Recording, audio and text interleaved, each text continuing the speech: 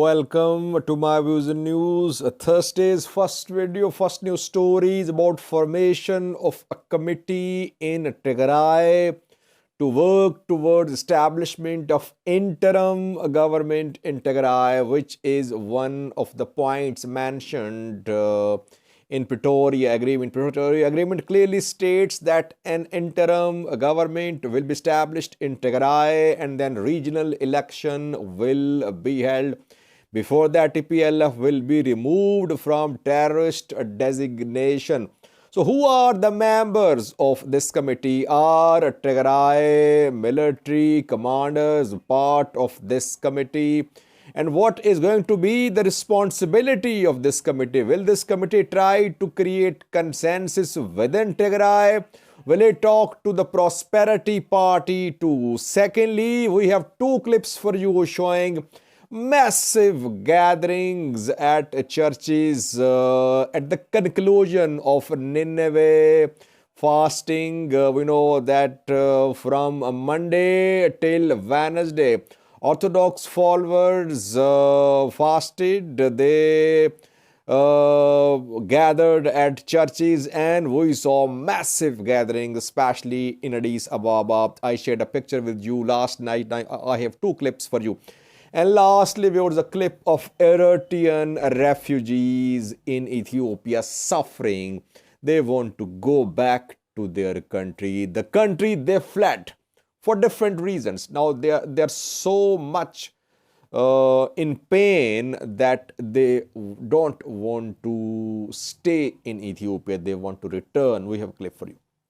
Firstly, viewers, Tigray regional government has formed a committee. The committee will work.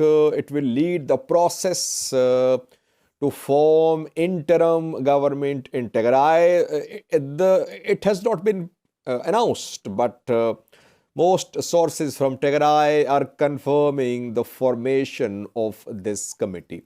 Who are the members of this committee? Some Tigray military commanders are members, like Tadesse Varade, who was commander-in-chief of Tigray forces in the last 2 years. He is one of top members of this committee from Tigray army. Secondly, Brigadier General Takle Asheber, again a military commander, top military commander. Thirdly, Goesh Gabre. Is he a colonel? I'm not sure about his rank. But these three people are from Tigray military. Then some from TPLF like Isaias Tadesse, Hagos Godife, Emmanuel Asefa, and some others too, not members of TPLF like Marisa Sihai, Moluvark Kidane Mariam, Hansa Reda. So far we have received these 9 names, 3 from TPLF, 3 from TDF and 3 others. 9-member committee is going to start deliberations in 10 days. It will compile recommendations for the establishment of interim government in Tigray. Obviously, the committee will talk to Prosperity Party, to authorities in Addis Ababa, because a question is, opposition parties of Tigray, are they going to accept this committee? How much representation do they have at this committee?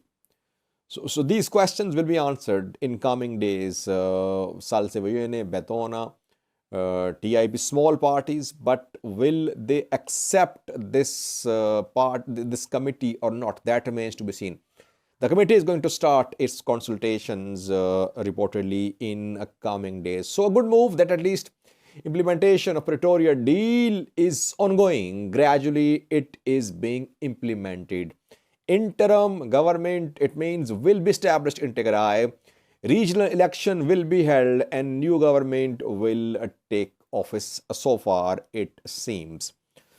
Secondly, viewers, massive gatherings were seen at churches last night when Nineveh fasting came to an end, 3-day long fasting. From Monday till Wednesday, Orthodox followers practiced fasting and praying. Orthodox Church had asked all followers to wear black. We saw churches of Amhara region flooded with black, but we did not see people wearing black. Orthodox followers in Tigray, in Oromia as well. We did not see large gatherings with people, Orthodox followers wearing black, but in Havasa, there was a large gathering in Deir, especially in Addis Ababa, and obviously in Amhara region too.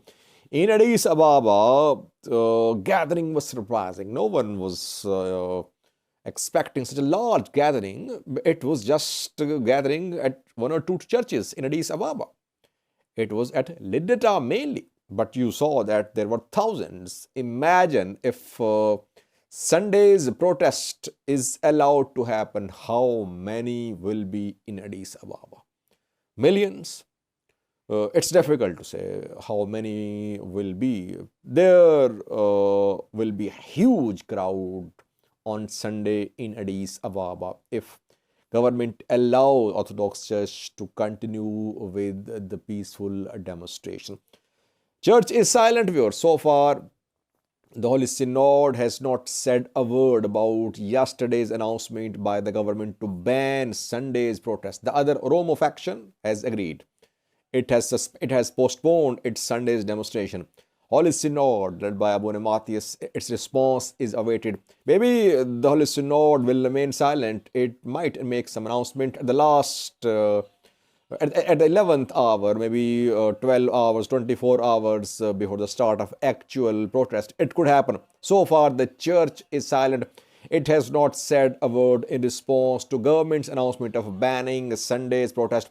We have two clips for you showing massive gathering in Addis Ababa last night.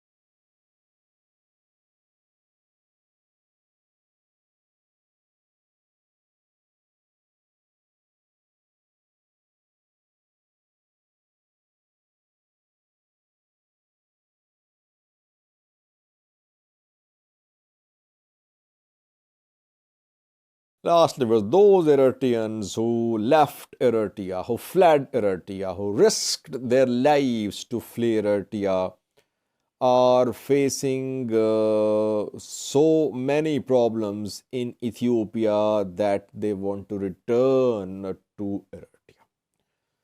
If they are willing to return to Eritrea, it means that Ethiopia is worse than Eritrea for them. That is why. Otherwise, why would they return to Eritrea?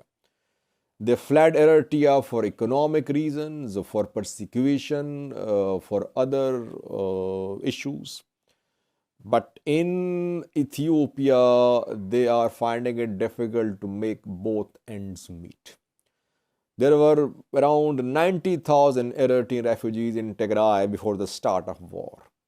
Their refugee camps were attacked by all parties: Headset, Shimalba, Mayani, and the Harish. They were relocated to other neighboring regions.